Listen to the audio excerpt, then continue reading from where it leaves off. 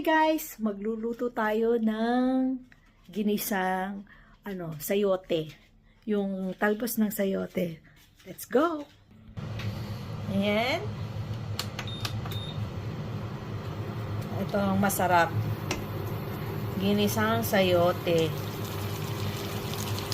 Napaka-delicious at healthy. Ayan. Madali lang maluto to.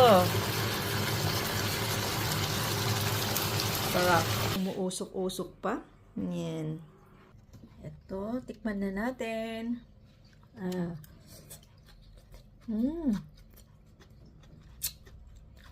Sarap.